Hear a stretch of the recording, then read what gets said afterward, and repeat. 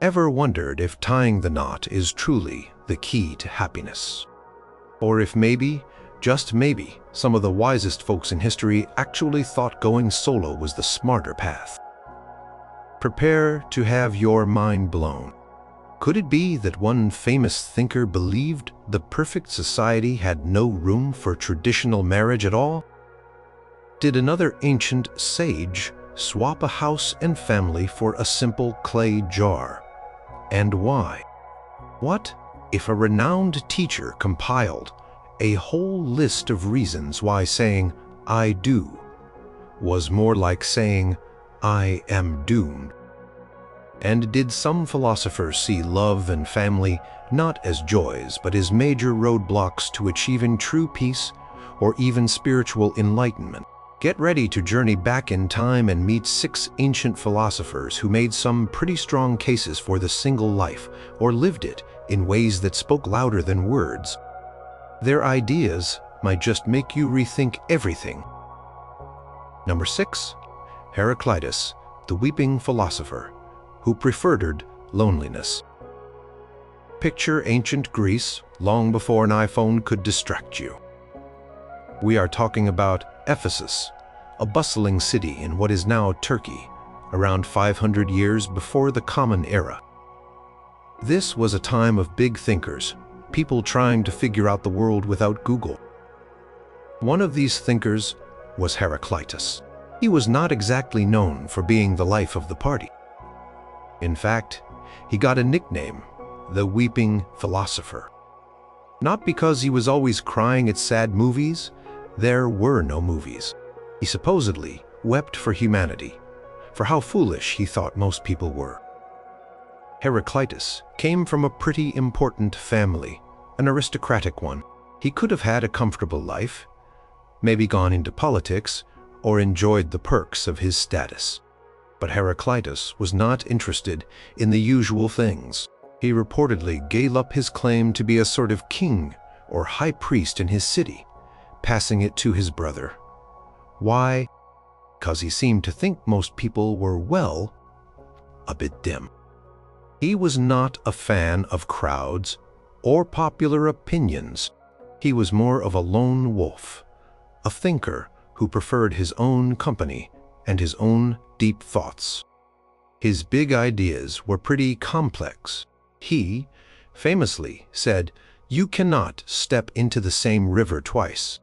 This meant everything is always changing, always in flux. Think about it. The water is flowing. New water is always coming. So, the river you step into now is different from the river you stepped into a second ago. He believed this constant change was the fundamental nature of everything. He also talked a lot about logos, a Greek word that is hard to translate. It can mean reason, or order, or the underlying principle that governs the universe. Heraclitus thought this logos was everywhere, but most people did not understand it. They lived as if they were asleep, he suggested, not really aware of the true nature of reality. So what does this have to do with being single? Heraclitus did not write a big book titled Why Being Single Rocks, but his whole attitude, his personality, and his way of life pointed towards a preference for solitude. If you think most people are ignorant and do not understand the deep truths of the universe, you are probably not going to be eager to settle down with one of them and talk about the weather or what to have for dinner. Stories about Heraclitus paint a picture of a man who actively withdrew from society. One tale says he left the city to live in the mountains, surviving on plants and herbs. This was not a 5-star nature retreat. This was roughing it alone. He supposedly got sick from this diet and returned to the city, but even then his interactions were strange. He was said to have asked doctors to cure him of dropsy, a condition causing swelling, by using cow manure. When they did not understand his riddling way of speaking, he reportedly tried to cure himself by burying himself in a dung heap, hoping the warmth would dry out the dampness. It is a bizarre story, and likely exaggerated over time, but it highlights his separation from conventional ways. Think about the kind of focus it takes to ponder the entire universe, to try and grasp the fundamental principles of existence. Heraclitus was all about that deep thought. For him, the concerns of everyday life, the kind that often come with marriage and family, like social obligations, domestic chores, the emotional ups and downs of close relationships, might have seemed like trivial distraction. He was on a quest for wisdom, and it seemed he believed that quest was best undertaken alone. He was also known for being quite critical, even arrogant. He supposedly said things like, "Much learning does not teach understanding," and dismissed other famous thinkers of his time. If you hold such strong opinions and have such a low view of most people's intellect, finding a compatible partner for life might be a tall order. A single life, dedicated to contemplation and free from the compromises and social niceties of married life, would fit much better with his philosophical outlook and his personality. He was not trying to start a movement for singles. He was just Heraclitus, a man who found more meaning in the whispers of the Logos than in the chatter of the marketplace or the comforts of a shared home. His path was a solitary one, not because he could not find someone, but perhaps because he was looking for something entirely different, something he believed could only be found in the quiet spaces away from the crowd. His life suggests that for some, deep intellectual or spiritual pursuits might be so all-consuming that traditional relationships simply do not fit into the picture. He chose a life of profound, if rather grumpy, solitude. Number 5. Plotinus. Chasing the one meant no room for a plus one. Fast forward a few centuries from Heraclitus, we are now in the Roman Empire, in the 3rd century of the Common Era. This was a time of great change and sometimes chaos, and many people were looking for deeper spiritual meaning. Enter Plotinus. He was born in Egypt, studied philosophy in Alexandria, and later moved to Rome to teach. He is considered the founder of a school of thought called Neoplatonism, which was a kind of mystical update on Plato's ideas. Plotinus was all about the One. This was his term for the ultimate, supreme, and totally perfect source of everything. Think of it as the ultimate reality beyond description, from which everything else flows or emanates, like light from the sun. First comes the intellect, then the world soul, and then our physical world. Our individual souls, according to Plotinus, came from this world soul, but they have become trapped or forgetful in our material bodies. The whole goal of life, for Plotinus, was for the soul to journey back to ascend and achieve union or henosis with the One. This was not just an idea for him. It was a profound spiritual quest. So, where does marriage and family fit into this grand spiritual journey? For Plotinus, they mostly did not. He himself lived a very ascetic life. Ascetic means practicing severe self-discipline and avoiding all forms of indulgence, typically for religious or spiritual reasons. His student, Porphyry, wrote a biography of Plotinus, and from it we learned that Plotinus never married and seemed pretty uninterested in worldly things in general. He ate very little, owned few possessions, and apparently was even a bit embarrassed to have a physical body. Porphyry mentions that Plotinus refused to have his portrait painted, saying something like, "Is it not enough to have to bear this image in which nature has encased us, without consenting to leave an even more lasting image of the image?" For Plotinus, anything that tied you too strongly to the material world, anything that distracted your soul from its upward journey towards the One, was a bit of a problem. And traditional family life, with all its earthly concerns, romance, kids, household management, emotional attachments, could definitely be seen as such a distraction. These things root you in the here and now, in the physical and emotional realm. But Plotinus was aiming higher, for a transcendent, spiritual union. His focus was intensely inward. Path to the One was through contemplation, through purifying the soul of its worldly attachments, and through turning the mind towards the eternal and the perfect. It was a deeply personal and introspective practice. Having a spouse and children with all their demands on time, energy, and emotion might have seemed like a serious impediment to this kind of intense spiritual work. Interestingly, Porphyry tells us that Plotinus, despite his detachment, was actually a very kind and responsible person. Many wealthy men and women in Rome, when they were dying, entrusted their children and their property to Plotinus. He took care of these young people, managed their affairs honestly, and made sure they got a good education. So, he was not a cold, unfeeling hermit. He fulfilled these duties with care. But it was a duty, a responsibility he took on, not something he sought out for personal fulfillment in the way one might seek out marriage or parenthood. He was a guardian, not a father in the conventional sense. His true family was the community of his students, those who were also on the spiritual path. Plotinus reportedly experienced this mystical union with the One a few times in his life. Porphyry, says Plotinus, achieved it 4 times while he knew him. These experiences were described as moments of incredible bliss and enlightenment, where the individual self dissolves into the ultimate reality. Compared to such profound spiritual ecstasy, the ordinary joys and sorrows of married life might have paled in significance for him. So, Plotinus did not argue against marriage for everyone.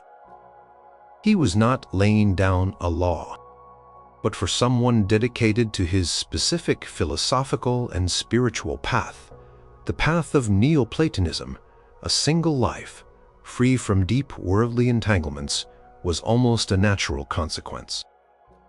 Provided the space, the quiet, and the freedom needed to pursue that ultimate goal, union with the One. His life was a testament to the idea that, for some, the greatest love affair is not with another person, but with the divine or the ultimate source of all being. Number 4.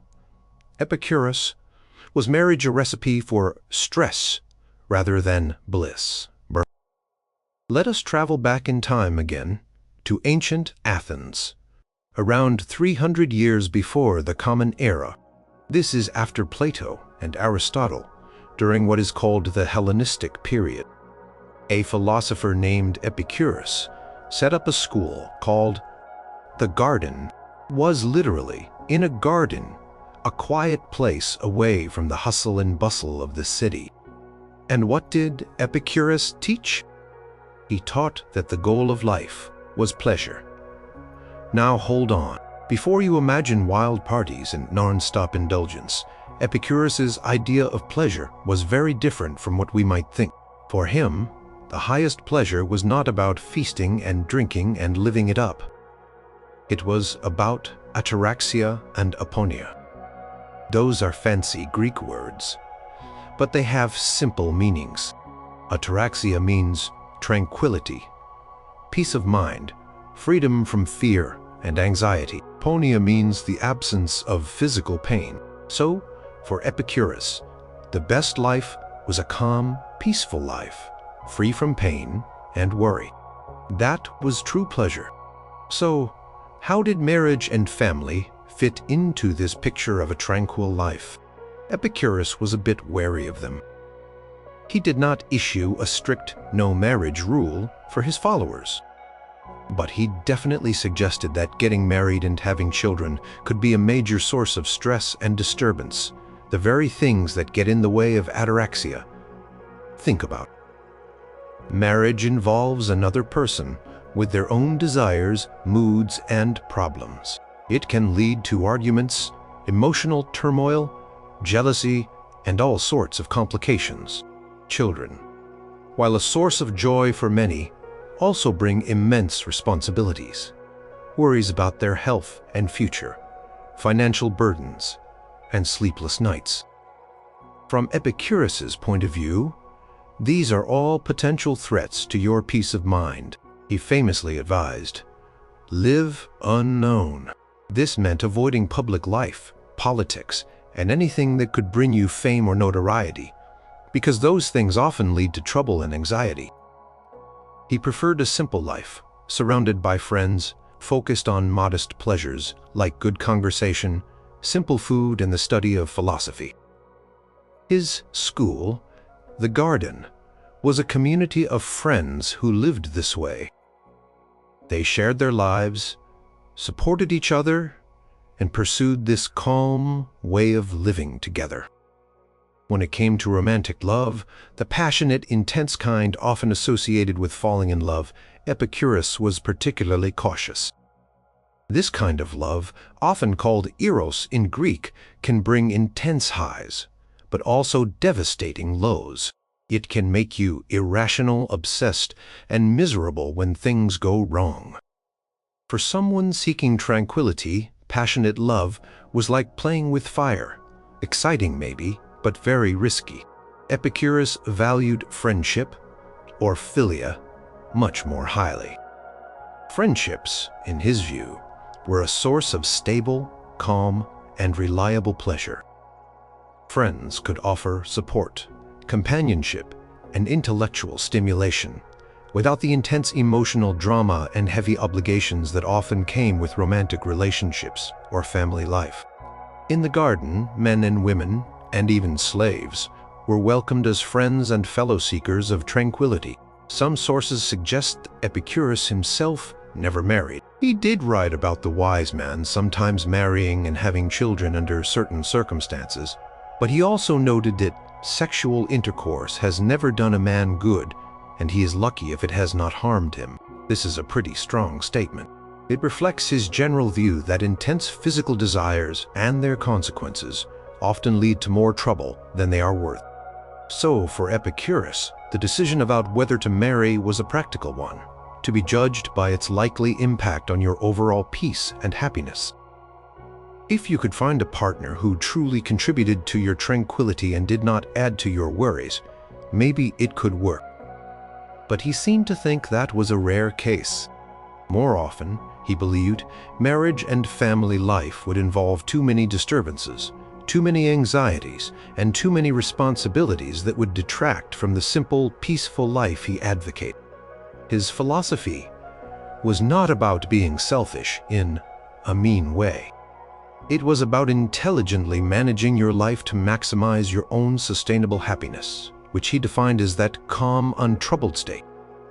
And for many, he implied, staying single and cultivating strong friendships might be a much more reliable path to achieving that kind of lasting contentment than venturing into the often stormy seas of marriage and family. It was a pragmatic approach to relationships. Choose what brings you peace. Number 3, Plato. Did the ideal state have no place for traditional husbands and wives?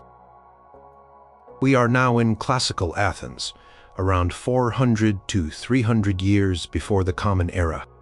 This is the time of Socrates and his most famous student, Plato. Plato was a towering figure in Western philosophy. He founded a school called the Academy, which lasted for centuries. He wrote many famous works, often in the form of dialogues, exploring justice, beauty, truth, and the nature of reality. Plato himself never married and had no known children. His life was dedicated to philosophy, to teaching, and to writing. This personal choice might already tell us something about his priorities. For him, the pursuit of wisdom and the contemplation of eternal truths, what he called the forms, seemed to be the highest calling. But it is in his most famous work, The Republic, that we find some really radical ideas about marriage and family, at least for certain people in his ideal society. In The Republic, Plato outlines his vision of a perfectly just city-state. This state would be ruled by philosopher kings, wise individuals who understand the form of the good and can lead the city with wisdom and justice. Below them would be the guardians or soldiers who protect the city. Now here is where it gets really interesting regarding family life. For these two top classes, the rulers and the guardians, Plato proposed a radical restructuring of family and property. He argued that they should not have private property or traditional families. Why? Because Plato believed that private interests, like loyalty to your own family or desire for personal wealth, could corrupt these rulers and guardians. They might start making decisions that benefit themselves or their families, instead of benefiting the whole city. So what was his solution? Communal living. The guardians, both men and women, would live together, eat together, and train together. Women would not be confined to the home. They would receive the same education and training as men, and could even become guardians or rulers if they were capable. This was a pretty revolutionary idea for ancient Athens, where women generally had very limited public roles. And what about marriage and kids? Plato proposed that for these elite classes, mating would be arranged by the rulers through carefully managed mating festivals. The goal was eugenics, to produce the best possible offspring by pairing the best men with the best women. These pairings would not be permanent marriages in our sense. Once children were born, they would be taken from their mothers and raised collectively in communal nurseries.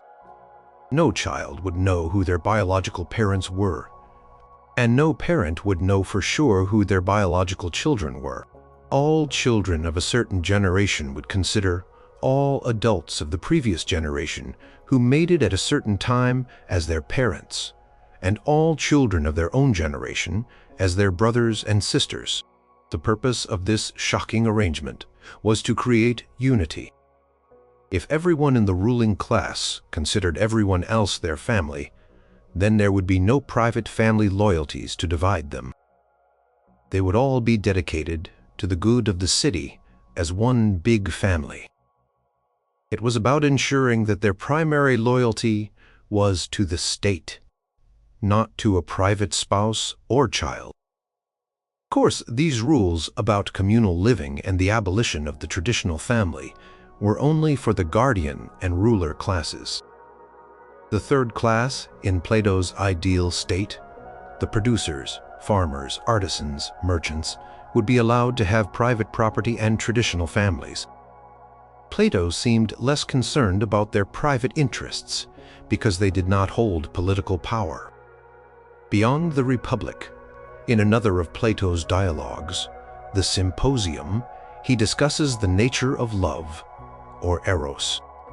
The dialogue describes a ladder of love, where a person starts by loving one beautiful body, then learns to appreciate all beautiful bodies, then the beauty of souls, then the beauty of laws and institutions, and finally ascends to the love of beauty itself, the eternal form of beauty. This progression suggests a kind of love that moves beyond individual romantic relationships towards a more abstract, intellectual, and spiritual kind of love. For someone on this path, a conventional marriage might seem like a very early and perhaps limiting step. So, while Plato did not explicitly say everyone should be single, his personal life of celibacy and dedication to philosophy, combined with his radical proposals for the ruling class in his ideal state and his ideas about the ascent of love, all suggest that he saw traditional marriage and family life as potentially problematic, especially for those that he saw traditional marriage as fatalistic. For Plato, the bonds of intellectual companionship and the pursuit of universal truths often seemed to take precedence over the more personal ties of romantic love and family. Number 2. Diogenes of Sinope. Why live in a house when you can live in a barrel, alone? Get ready to meet one of the most unconventional characters in the history of philosophy, Diogenes of Sinope. He lived in ancient Greece around the 4th century before the Common Era, a contemporary of Plato and Aristotle. But Diogenes was worlds apart from them in his lifestyle and his message. He was the most famous figure of the Cynic school of philosophy. And no cynic back then did not just mean someone who is sarcastic and distrustful, though Diogenes had plenty of that too. Cynicism, for Diogenes, was a radical way of life. Core idea was that virtue is the only good, and the way to achieve virtue is to live in accordance with nature. This meant rejecting all the things society usually values: wealth, possessions, power, fame, reputation, and even basic comforts and conventions. Diogenes took this to the extreme. He believed that most people lived like fools, chasing after meaningless things and tying themselves up in silly social rules. His own life was a dramatic performance of these beliefs. He was originally from Sinope, a city on the Black Sea, but was exiled, possibly for defacing currency with his father. He ended up in Athens, and later Corinth. And how did he live? He chose to be homeless. He famously slept in a large ceramic jar, often called a barrel or a tub, in the marketplace. He owned almost nothing, just a simple cloak, a staff, and a wallet or satchel for food. He got his food by begging. He did not care what people thought of him. So what about marriage and family for Diogenes? Absolutely not. For him, marriage, family, and even a permanent home were just more of those societal conventions that people foolishly burdened themselves with. They created attachments, responsibilities, and a need for possessions and money, all of which Diogenes rejected. He wanted to be completely self-sufficient, free from all external ties and dependencies. A wife and children would have been the exact opposite of the life he was trying to live. There are countless stories about Diogenes that illustrate his philosophy and his shocking behavior. He would eat in the marketplace, which was considered bad manners. He would urinate and even defecate in public, arguing that if eating was natural, so were these functions, and there was no need to be ashamed or hide them. He was basically trying to live like a dog, which is where the name cynic might have come from. The Greek word for dog is kion. He admired the simplicity and shamelessness of dogs. One of the most famous stories involves Alexander the Great. Alexander, the most powerful man in the world at the time, heard about this strange philosopher and went to meet him. He found Diogenes sunbathing. Alexander, impressed or curious, stood before him and said, "Ask of me any boon you like." Diogenes, without missing a beat, supposedly replied, "Stand out of my light." He was telling the most powerful man on earth that the only thing he wanted from him was for him to stop blocking the sun. This showed his complete indifference to power and wealth. Another time, he was seen walking around Athens in broad daylight, carrying a lit lantern.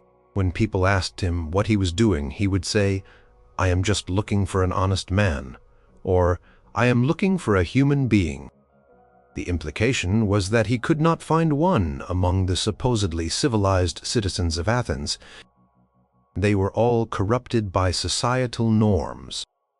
Diogenes called himself a citizen of the world, or a cosmopolitan. This meant he did not feel he belonged to any particular city or state, or any particular family.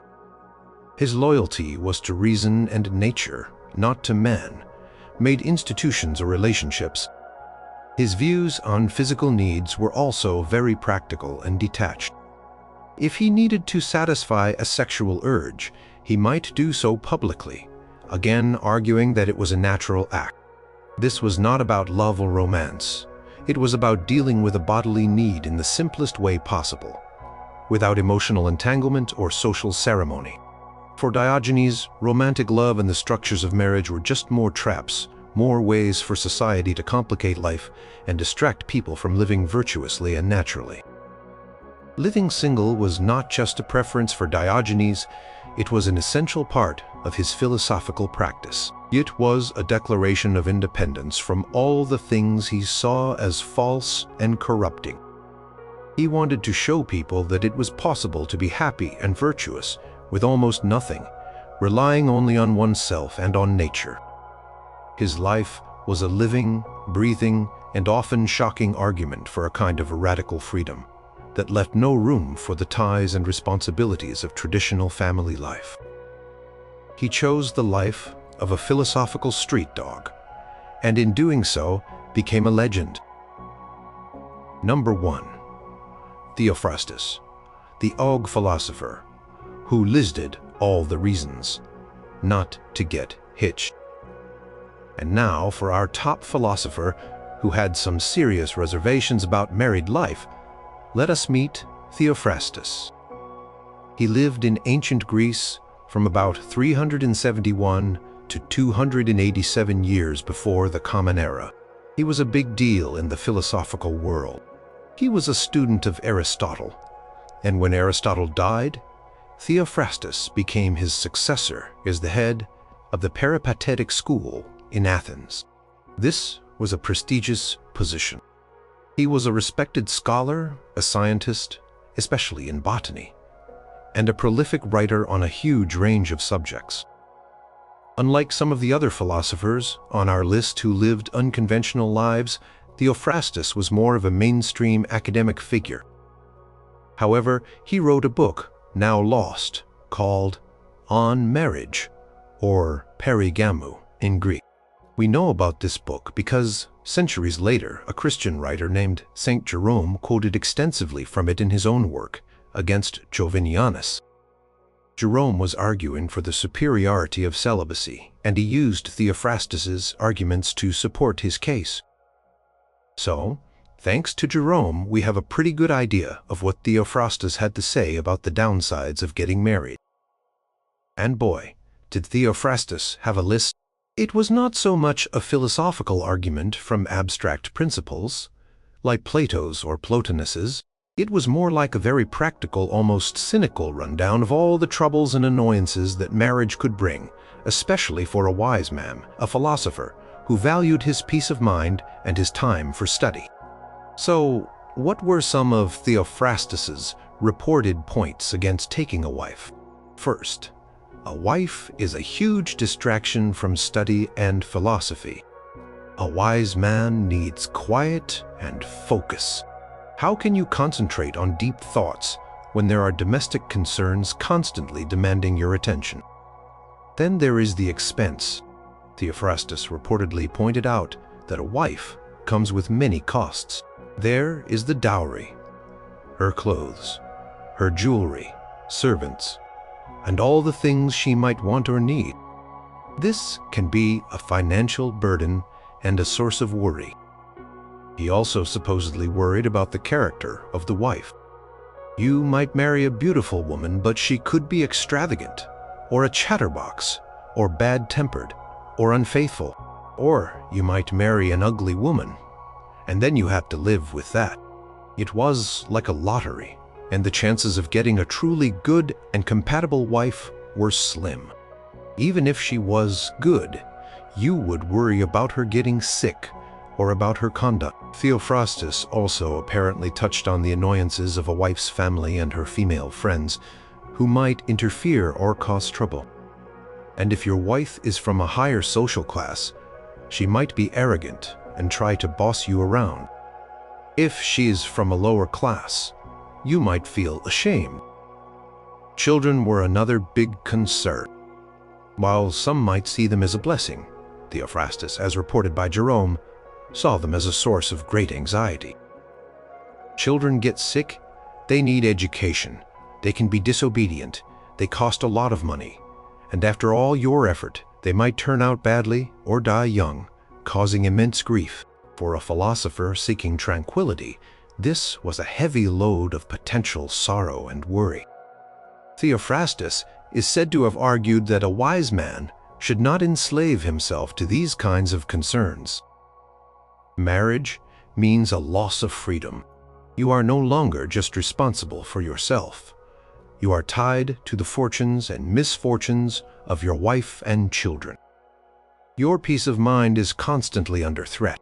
He supposedly contrasted the burdens of a wife with the benefits of having good servants and loyal friends. Servants could take care of your household needs without the emotional complications of a wife. Friends could provide companionship and intellectual conversation. For Theophrastus, these seemed like much better arrangements for a man dedicated to the philosophical life. It is important to remember that we are getting Theophrastus's views through the filter of Saint Jerome, who had his own agenda. And Theophrastus's book on marriage might have been a rhetorical exercise, exploring one side of an argument, as was common in ancient philosophical schools. Perhaps he also wrote about the benefits of marriage somewhere else, though that part did not get preserved by Jerome. However, the sheer detail and number of complaints attributed to Theophrastus suggest a very thorough and perhaps heartfelt critique of the institution of marriage from the perspective of a scholar who prized his intellectual independence. He was not necessarily saying marriage was bad for everyone. But for the philosopher, the man seeking wisdom and tranquility, Theophrastus seemed to believe that remaining single was a much safer and more sensible path. His lost book, as far as we can tell, provided a comprehensive list of reasons why a wise man might choose to say no thank you to matrimony and all its entanglements. He laid out the case for the single life from a very down-to-earth, practical, and perhaps a little world-weary point of view.